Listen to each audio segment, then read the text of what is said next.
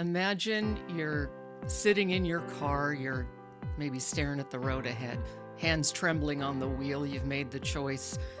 I'm done with this life. I'm gonna get sober. But unfortunately, the storm's already brewing because temptations are hitting you. Triggers are all over the place. We'll get into that. Emotions, crazy emotions all over. And then you start to wonder, like, can I really do this? Can I really get sober? Can I ever give up my addiction? Because for a while, I didn't think I ever could. I thought, like, this just isn't possible. But you don't have to do this alone. You don't have to travel through that storm alone. What if God wasn't just in the passenger seat next to you, but guiding you throughout the entire journey? Because that is His will, and that is my will for you today. So today, week 2 of this 6-week live series, Managing Challenges in Early Sobriety. So each week we dive into strategies, biblical truth to help you on the recovery journey. I've been there, right? It was actually almost 20 years ago when I had to pick up the phone and ask for help, and it was hard. And those first couple of months, there were definitely challenges, there was shame involved, all sorts of things. So today we're getting into the thick of it, understanding triggers and temptation, dealing with cravings and withdrawals. We'll talk about that. Difficult emotions, root causes, building a support system, and also practical tools, for the journey, for the fight. Like how do I do this? We need those practical tools. So we'll talk about that. Make sure you hit the notification bell and the subscribe button so that you don't miss any of these live series every Wednesday, 10 a.m. Pacific. My plan is to go live on these platforms and walk through this together. So let's talk about how to put God in the driver's seat and finally stop letting temptation take the wheel. Let Jesus take the wheel, right, as they say. So temptation isn't sin. Jesus himself was tempted in the wilderness. He was tempted in every single way that we're tempted by the enemy. All the same types of temptations: the world, the flesh, the devil. All of those are the kind of the 3 categories. And with addiction, it's the flesh, right? We want to drink and use and do all these sorts of things, sexual addiction, all those sorts of things. With money and success, it's the world. So these temptations are usually directly tied to triggers. The enemy knows those triggers better than we do, probably even better than your mom. And he will use them to pull you back into addiction, back into dysfunction. Generally, it's going to start with another person, with people you're closest to, with the church. It's going to usually start on an emotional level. So triggers are things that stir up. Triggers in the recovery sense are things that stir up people, places, emotions, smells, songs, whatever it is that sneak in, and generally they start as emotional. See, negative and painful emotions related to these triggers, that's the most common cause of relapse. So this is why the big mindfulness buzzword is really so important, because if you've been running and stuffing your emotions, a lot of times you don't even know what's happening, why you were triggered. You're just like, I don't know. I just had to drink or, use or whatever. And so often triggers will take us back to an earlier time. It could even be a time that we were too young to remember. But what happens is the emotions feel just like we were there. So usually what it is it's a situation where the emotional reaction is way more than what it should be in that moment. So if you're struggling with PTSD, post-traumatic stress disorder, you've dealt with maybe some pretty severe trauma, most likely you totally understand this. here's an example of an emotional trigger that I had. So I at the time I was doing morning drive for a radio station in Sacramento, and I had this feature on the radio where I had all these therapists. It was called Fish Family Solutions, and so after my brother died, I decided I wanted to get therapy. Well, because of some stuff in my past, on an emotional level, I always felt like I was totally alone. No one could ever help me. I had to deal with all these things by myself. And so the interesting part of this was I had all these friends that were therapists. I had all these connections and all these sorts of things. So this one day I decided I'm going to, call and get therapy. And I called like one or two therapists. I didn't want to call the ones I knew, so I didn't want to create a conflict of interest. Well, the first two I talked to were unable to help me.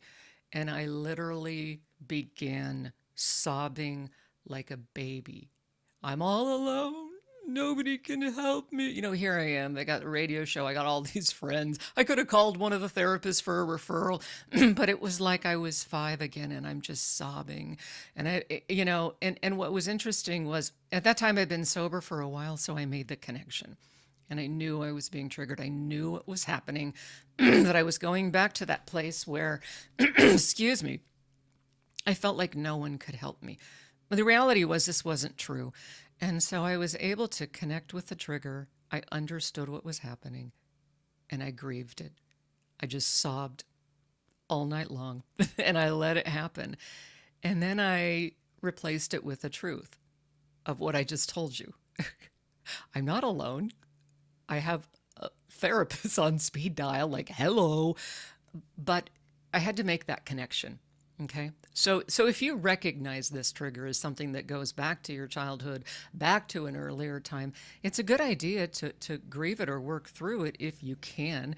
Make a mental note, jot it down, because the thing of it is, while it may have been true then, does that make sense? Like while that situation may have been true then, it's not true now. Practicing awareness, be present in the moment. If you can kind of remove yourself a little bit and just figure out, what the heck is going on? How come I'm reacting so emotionally to something that shouldn't be that big of a deal, right? A couple therapists can't help me because they're booked or whatever, so you call another one. I mean, why would a person sob all night over that? See, and those are things to take note of. Sometimes we're triggered by individuals that remind us of painful people in our past. If there was abuse, if there was trauma, if there was addiction in the family, a lot of times, unfortunately, family can trigger us the most. They know the buttons, trigger button, right? And, and so we may need to get help with that. In extreme situations, we may have to remove ourselves from the family dynamic for a time until we're healthy enough to integrate back in. And it's always best if they can be involved in recovery. It's not always the case. Again, if there's unhealthy, if there's malice or they're deliberately trying to trigger you and stuff like that, that's where, you may have to step back, because what can happen is they can trigger you back into drinking. It's not blaming them. I'm just saying that can be a dynamic. I had to do this in early sobriety. I didn't cut anybody off. I just, this was before my brother had passed from his addiction. And, my folks were heavily involved in all the drama. And I was just trying to stay sober. And I was like, you can't talk to me about this anymore. If you're going to keep doing this cycle with him, I just can't handle it. It's too painful. He's wrecking you, things like that. And then sadly, when he passed away, I hadn't allowed them to sort of dump on me. And of course I felt bad. I felt terrible. But I was young. I wasn't healthy enough, and I needed to stay sober. I wish I knew then what I know now, but I didn't. And that's just the way it is. So, track your physical, emotional state when there's temptation to drink or use. So, what's happening in my body? Am I tense because that person reminds me of, the abusive, sibling or whatever, do I feel like running and hiding? If I feel like drinking and using, why? Is it because I'm sad? Is it because I feel powerless? Is it because I'm angry? Is it because I feel helpless? Is it because I'm overwhelmed? If you can identify these things, we can refute the lie. We can ask God to help us. And this is crucial. Taking a step back, say, God, I don't know what to do. What's the next best thing? So often, that temptation, that craving will go away. But if we're feeling helpless, the answer will come. This happens to me a lot. God, I don't know what to do. I'm freaked out. I don't know what to do. I don't have an answer. Help me. The next day, an answer will come, sometimes quicker than that. 1 Corinthians 10:13, no temptation has overtaken you except what is common to man. And God is faithful. He's not going to let you be tempted beyond what you can bear. That is a promise, not just for super uber Christians, but for me, but for you, right here in the trenches. Okay. So bear that in mind. He's going to be with you. You're not going to be overtaken. So cravings and withdrawals are part of this in early sobriety. Withdrawal is not just uncomfortable. It can be very scary. There can be headaches, insomnia, panic attacks, irritability. Our brains and our bodies are used to the chemicals, the dopamine, the serotonin, the opiates, whatever it is. Generally, with addiction, we're trying to fix something that's broken. Okay? We're just going about it the wrong way. I had panic attacks, massive panic attacks when I was younger, and I was treating my anxiety. There's always that part of us that just likes to party. Okay? The party girl. I'm not making an excuse for all of it, but I am saying part of the reason for that addictive personality is it is replacing something in our life that we just can't seem to handle without it. The overwhelm, the anxiety, the anger, the unforgiveness, the resentment, which is the number one cause of relapse, the negative emotions, but resentment tops that list, which is why that unforgiveness and stuff is so extremely important. But if you think about the fact that if your brain was, let's say, wired for trauma, or there was a lot of abuse or things like that in your past, your brain, your dopamine system, all of that is being wired around that. So there's going to be chemical imbalances. So trying to fix it, it's kind of a normal reaction. And if you started early like me, 14, it's not like about your dopamine and your neurotransmitters. And I'm trying to treat the, trauma or the, right? I mean, come on. So that's the problem that, and alcohol was that for me. My first drink was, I have arrived. Ooh, I'm funny. Everybody loves me. Blah, blah, blah, blah, blah. I found out years later, my high school friend, she's like, I didn't like you when you were drunk. I'm like, really? I thought everyone loved me. They didn't. Anyway, so the problem is that it's not a good clinical way to fix our issues, but addiction then slowly begins to take over, begins to become bigger than what we can handle in our own strength, which is why we need God and others to help us, which is why we need to surrender this thing. Came to believe that God, that a power greater than ourself, could restore us to sanity. 12 steps are directly from the Bible, Oxford Group, 1932 or something like that. That's why there's so many scriptures that align with the steps. So Cravings are a normal part of the neurological and even physical things that I just mentioned because cravings are a normal part of the recovery process. So there's nothing wrong with you when you have cravings. I do want to point out an important piece here, and that is detoxification.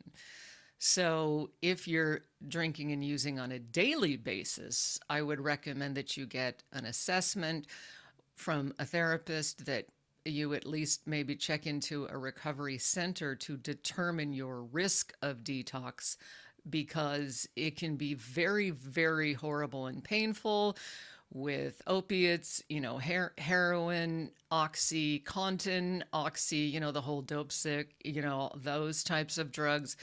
Alcohol can actually cause extreme seizures. It can actually kill you. That is the most dangerous detox. So, and if you know you're high risk, then I would check into a detox center prior to embarking on your recovery journey. And you can just Google detox centers near me. And it can be a bit of a pain. A lot of times you have to get there early in the morning. You have to wait in line, and they come out and they say, we'll only take 2 of you. And at that point, sadly, the individual has to go back and get more of the substance. This happened with my brother all the time because, again, he would have these massive seizures. I mean, dependence it's not what people think. It's not like, oh, you just quit. It can be really, really scary when you get to that point. So, but, the detox is really the first step for all of us. Some of us don't need medical detox. I didn't, but others do. So I like to point that out, and the reality is, like with my brother, not everybody gets a second chance. Okay. So do it now. Practical strategies for this. When you start craving, it's just like anger. If you can just step away from it for a minute. I had this worst problem with anger and rage and road rage. And at first it was like instantaneous. I couldn't even find a time between where it would come up and where I would act. And the more I prayed about it, pretty soon there was a split second where I was like, okay, I could, go off on this person or not. And then the time grew and grew in between until I was able to have a little bit of time to make a decision. That doesn't always happen in early sobriety. Relapse is actually a normal part of it, believe it or not, because it's best if you don't. I actually really didn't relapse. Well, once I did, right in the beginning. But for the most part, it can be very normal, and you can learn a lot through the relapse.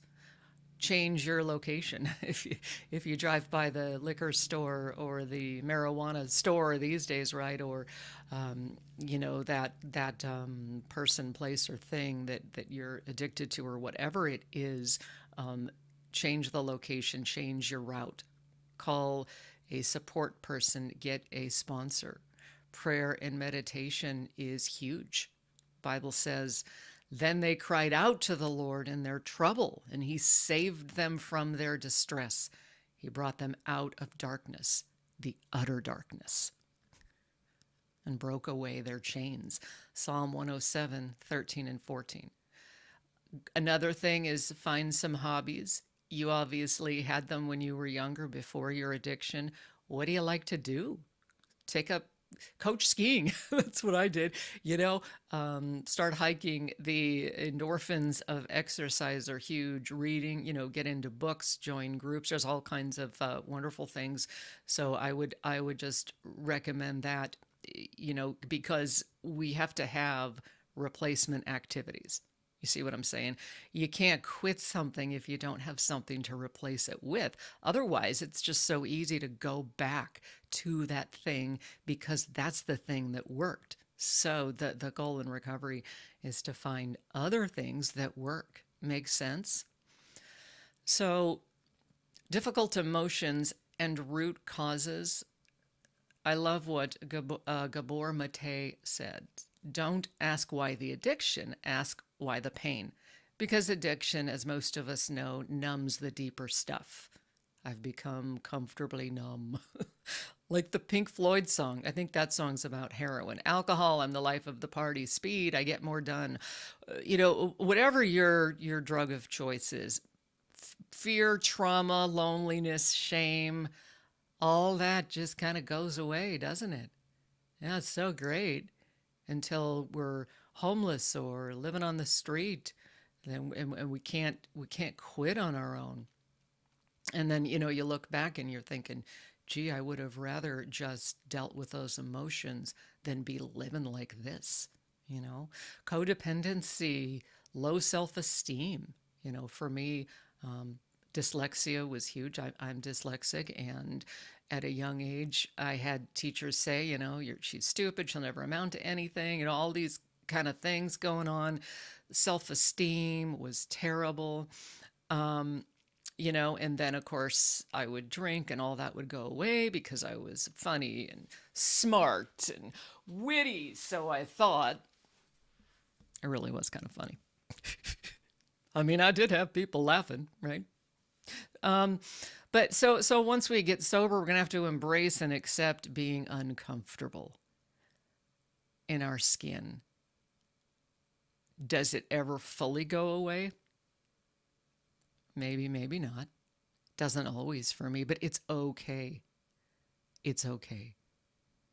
Because from this place of uncomfortableness is where we can start to see what's happening, to work on what we need to face so that we can live life on life's terms, as they say.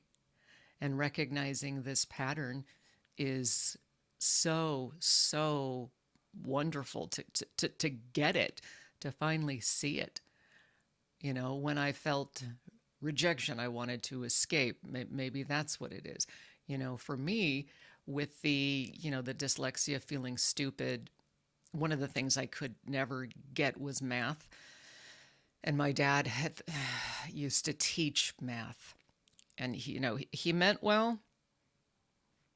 But he'd stand over me, or sit there, and I don't know why you can't get this. I don't know why you can't understand this. And so this thing with male authority figures was so triggering.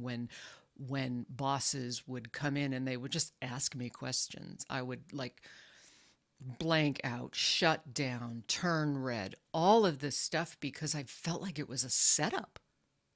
I felt like everything was a setup to point out how dumb I was. And yeah, there's going to be some people that will see that and they'll take advantage of that, and you need to be aware of that. But for the most part, they were just trying to, find something out, or show me something. And so again, it's recognizing that and realizing, well, that's not true. That's not what they were doing. And it wasn't even what my dad was doing. It just felt that way because I was so wounded by not feeling smart enough, by not feeling good enough, And so recovery means to deal with all that, work through all that. Now I don't have that anymore. I can see, super important men, right? And be like, hey, they put their pants on one leg at a time, and I don't feel less than,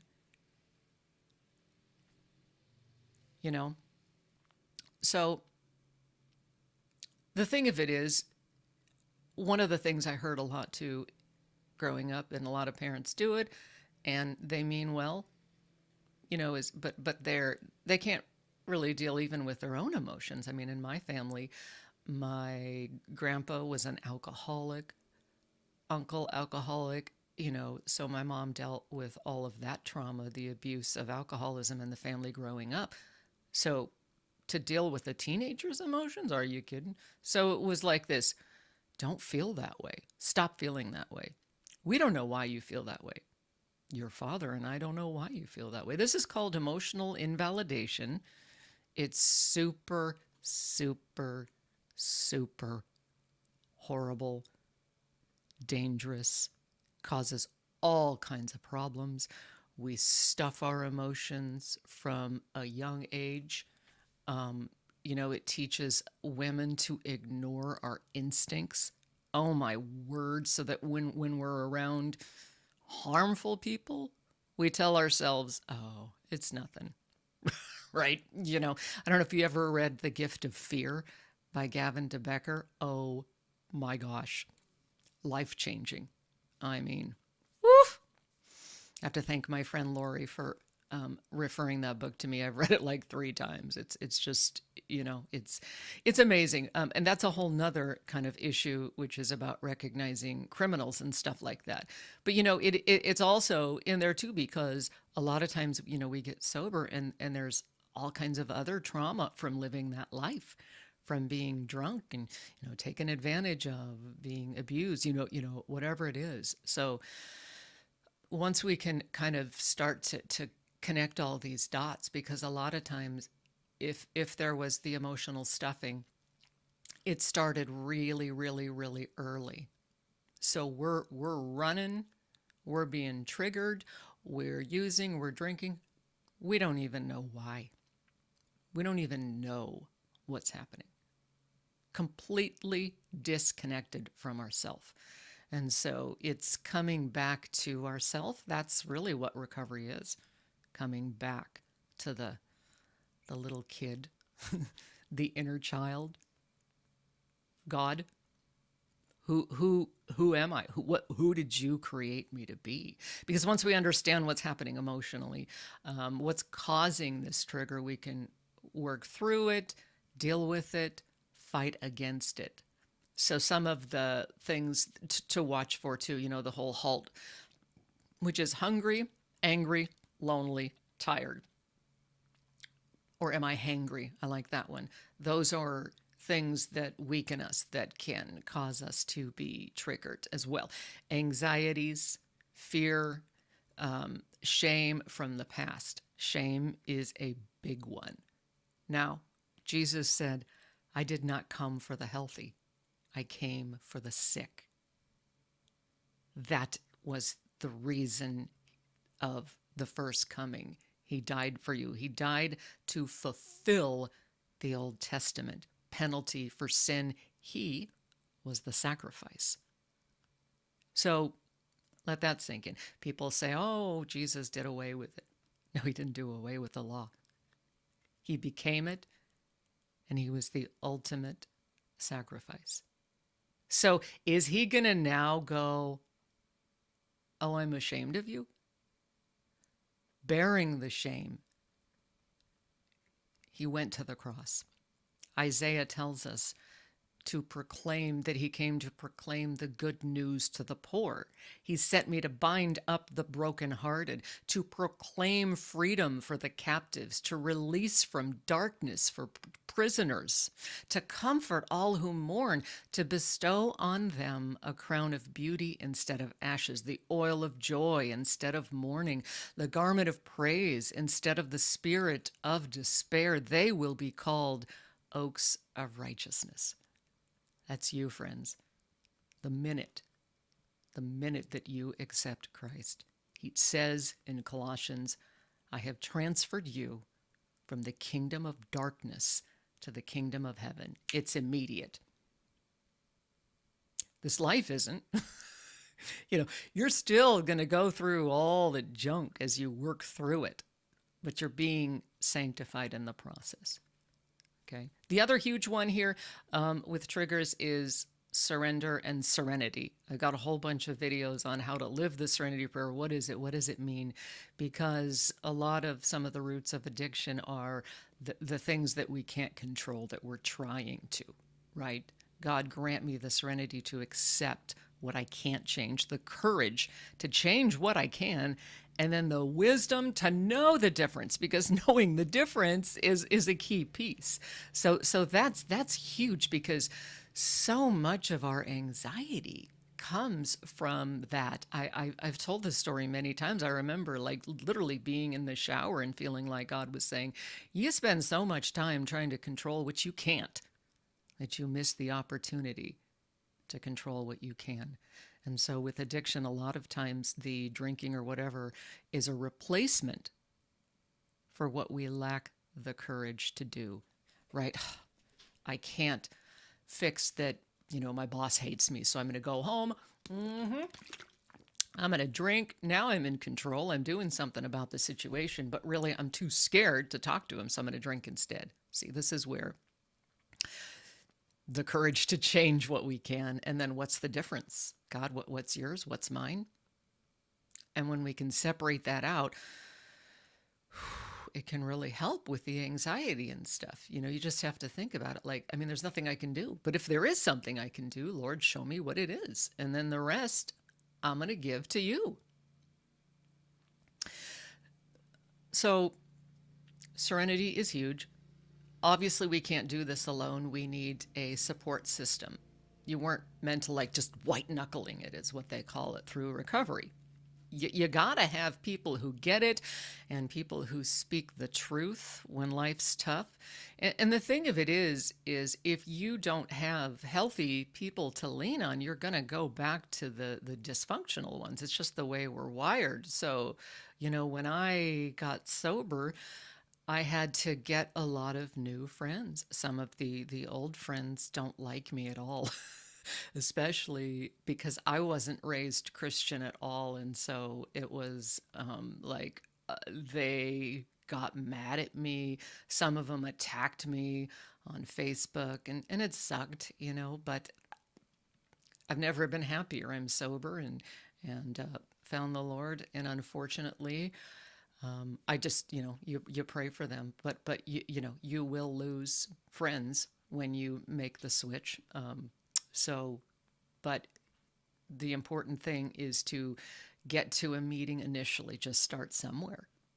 I called the AA headquarters and just found a meeting and showed up. And like I'd said in the last episode here, it wasn't the meeting for me, but it's okay. It was a start. Then I found other meetings. Celebrate Recovery is at the church. Get a sponsor, get a mentor, get a counselor, get a therapist, join singles groups, work on faith-based friendships. Ecclesiastes 4:12, though one may be overpowered, two can defend themselves. A cord of 3 strands is not quickly broken. Again, this scripture is why the enemy wants to keep us alone. He wants to keep us in the dark, isolated, of course, because he can get to us that way. He can break us down. He can whisper lies. In AA, they always call it the committee. Oh, the committee in my head. Tell you what that committee is. It's the enemy confusing you. Jibber jabber, jibber jabber, jibber jabber, jibber jabber. Some of it makes sense. Some of it doesn't, right? Confusion is a big strategy. Gibberish. Don't listen to gibberish. The end. Right? If we didn't listen to gibberish, we'd be fine. Practical tools, starting, praying, memorizing scripture, the word of God is going to be huge. Journaling through these emotions. You have to know what's going on. Initially you don't. It's not like when you first get sober, we're going to jump into this huge, childhood thing, because that can be very triggering. But initially, you just want to have some tools. Okay, so I want to avoid the bar. I want to avoid, these people. You need to have some replacement activities. You need to just start working through some of the emotions slowly. And if you need therapy and help to do it because it's too painful, that's awesome. Do that. But you need tools. Like they say, tools in your toolbox, because the biggest tool was your addiction. That was the thing that fixed everything, or so you thought. Now you need other tools. You need a plan. People have to have a plan. If you're going to a job interview, you don't just wing it. I mean, maybe you do, but generally, you have a plan. And here is this recovery. It's literally the most important thing in our lives. And so often we don't have a plan.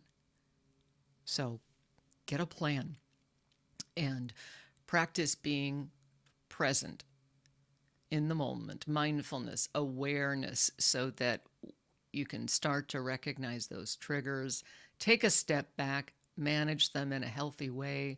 Again, the alternative activities, replacing the lies with the truth. And if you need to grieve it, cry, do it. Figure out, what am I feeling? Name the feeling and why. And for guys, I always say, you don't have to dig up the past and cry and sob, and you can. You don't even always have to know why if you don't want to. It's different for everybody. I wanted to know all the whys and wherefores and dig into all that stuff. You don't have to do that. It's really more just about, what am I feeling and why? I mean, if you're somebody, we all rely on our mind. So why aren't we strengthening our mind? If you're like a big tough guy and you run up mountains with backpacks on and stuff like that, you're strengthening your body. Why aren't you strengthening your mind? Because let me tell you something, when you start to understand triggers and how you think and how you whatever, you start to see it in everybody else, right? You don't just understand you. It's a what's the word? Not a weapon. It's a thing, we use this to help other people. Good people do. But it's an asset, right?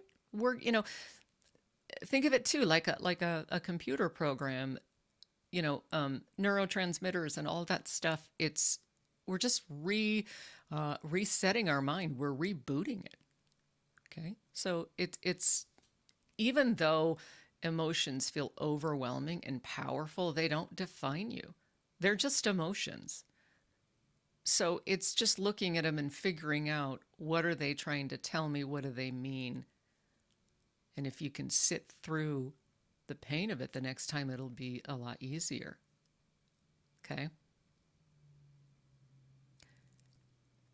James 4:7, here's some scriptures for you. It says, resist the devil and he will flee from you. Step away from the Haagen-Dazs. That's what my husband always says. Yeah. Philippians 4:13, I can do all things through Christ who strengthens me. Romans 12:2. This is, I did a couple series on this. Basically, this is cognitive behavioral therapy. One piece of it, Romans 12:2, be transformed by the renewing of your mind. Then you'll know what God's perfect and pleasing will is for you. Be transformed, renew your mind, resetting the neurotransmitters.